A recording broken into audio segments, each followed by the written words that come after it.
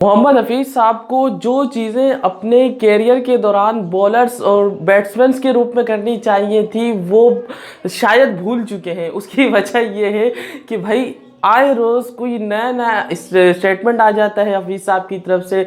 अब जैसे recently press conference हुई तीसरे टेस्ट के बाद, तो उसमें उन्होंने एक बात करी बाबर आजम से रिलेटेड कि बाबर आजम को 1 से 2 मैचेस में रेस्ट दिया जा सकता है।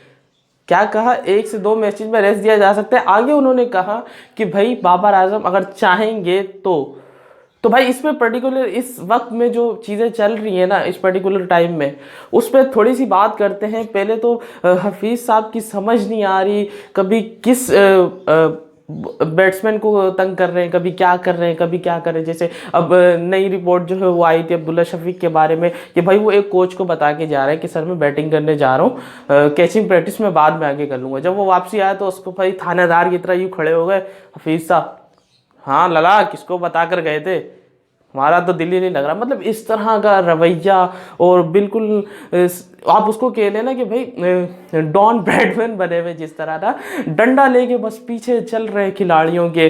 कभी कह रहे हैं कि $500 का फाइन कर देंगे अगर सोते हुए पकड़े गए, अगर कोई डिसिप्लिन हुआ। अब भाई खुद तुम कैफे में बैठे हुए कि तुम्हारी फ्लाइट चली गई थी यार, तुम्हारे खुद डिसिप्लिन का ये हाल है। देखिए मैं मोहम्मद हफीज़ का बचपन से बहुत बड़ा फ़ैन रह चुका हूँ।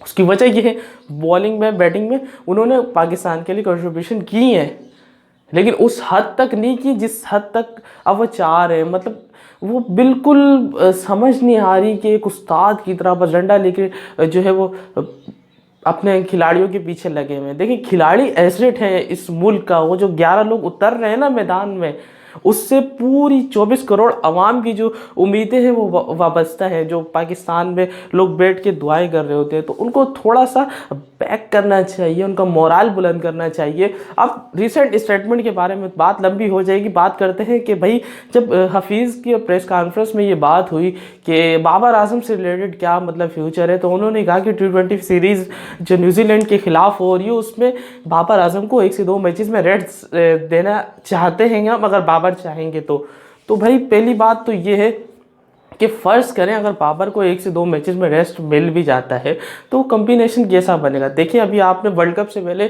कोई 19 के करीब T20 मैचेस खेलने हैं, जिसमें 5 ही जो क्रूशियल न्यूजीलैंड के साथ है ना, ये बड़े अहम मैचेस हैं। तो इसमें आपको ऐसा कॉम्बिनेशन तैयार करना है कि आप वर्ल्ड कप में जिसको लेकर जाएँ। अब शाहिन अफरीदी साहब हैं, वो नए कप्तान हैं, उनको वर्ल्ड कप से पहले जो ये 19 T20 जो मैचेस मिले हैं ये गनीमत है उनके लिए तैयारी करने के लिए उनको। तो बाबर आजम को जब रेस्ट दिया जाएगा 1 से 2 मैचेस में, लेकिन मुझे नहीं लगता कि बाबर जो है वो इस रेस्ट को एक्सेप्ट करेंगे, वो खेलना ही पसंद करेंगे, क्योंकि उनके न्यूजीलैंड के खिलाफ रिकॉर्ड काफ़ी बेहतर है। उनका सेंचुरी भी है, निफ सेंचुरी भी है, हाफ सेंचुरी भी है 3-4, और न्यूजीलैंड के खिलाफ सेंचुरी भी बाबर आजम की मौजूद है। तो उनका रिकॉर्ड बहुत अच्छा है, ओवरऑल पाकिस्तान का रिकॉर्ड भी बहुत अच्छा है। तो भाई आप 2021 के दिफाई चैम्पियन हैं, आप इस टाइटल का दिफा करने के लिए 2024 में जो है जून में जा रहे हैं अब अमेरिका और वेस्ट इंडीज़ में। तो आपको अभी से कॉम्बिनेशन बनाना होगा टीम का, खिलाड़ियों के साथ फ्रेंडली माहौल में इस ग्रूमिंग को आगे बढ़ाना होगा, ताकि जो चीज़ें हैं वो खुश इसलूबी से हल हो सकें। ये ना हो कि यार बस वो हफीज़ साहब यार हर वक्त डांटते रहते हैं, ये करते हैं वो करते हैं। भाई इस चीज़ से थोड़ा सा बाहर निकलना होगा, थोड़ा सा उनको बैक करें। 3-0 की बदतरीन जो है ये शिकस्त है, अब इस पर भी अल्लाह के बंदे वो कह रहे हैं हमारा जो है वो बहुत अच्छी हमने क्रिकेट खेली। और भाई अच्छी क्रिकेट वो खेलता है उसको कहते हैं जो मैच जीत कर आता है। ये चलो मैच नहीं जीतता, कम से कम फाइट करके दिखाता है। आपने क्या किया? शान मसूद की ओवरऑल सीरीज में बहुत अच्छी परफॉर्मेंस थी, लेकिन आमिर जमाल को लास्ट इनिंग में ओवर तक नहीं दिया, बिल्कुल एंड में जाके लंच के बाद जाके ओवर दे रहे हैं।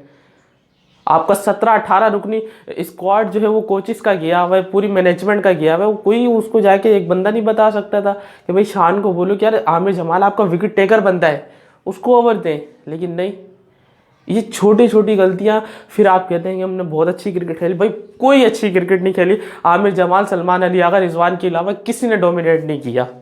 आपके बाबर फ्लॉप हैं, सऊद शकील फ्लॉप हुए हैं, इमाम फ्लॉप हुए हैं, अब्दुल्ला अब शफीक अच्छा क्रिकेटर है, लेकिन ये सीरीज़ उसके लिए अच्छी नहीं गई। आपको चाहिए था इमाम को ड्रॉप करते, आपने उसको पूरा वर्ल्ड कप दे दिया, पूरा एशिया कप दे दिया, फिर आप उसको साथ ले गए। आप हमेशा एक बात करते हैं कि हम यंगस्टर को आगे लाएंगे, तो भाई साइम को खिलाने चाहिए थे ना आपको 3 मैचेस। अब देखते हैं न्यूजीलैंड के खिलाफ आपका क्या कॉम्बिनेशन बढ़ता है। हफीज़ साहब की समझ नहीं आती, अजीब अजीब स्टेटमेंट देते हैं। कभी जब कोच नहीं बने थे तो टीवी पे बैठ के पत्नी क्या क्या बातें किया करते थे कि हम ऐसे इसको ऐसे करना चाहिए, ऐसे करना चाहिए। वो जब खुद कोच बने हैं तो सारे मसाइल अभी खड़े हो गए। तो होपफुली मुझे लगता है कि बाबर रेस्ट नहीं करेंगे, 5 T20 मैचेस खेलेंगे। अगर बाबर रेस्ट करते भी हैं तो क्या कॉम्बिनेशन बनना चाहिए, इस पर फिर कभी बात करेंगे। होपफुली आपको आज की वीडियो पसंद आई होगी। तो उम्मीद है चैनल को ज़रूर सब्सक्राइब कर लीजिएगा, वीडियो को शेयर कर दीजिएगा। अल्लाह हाफिज़।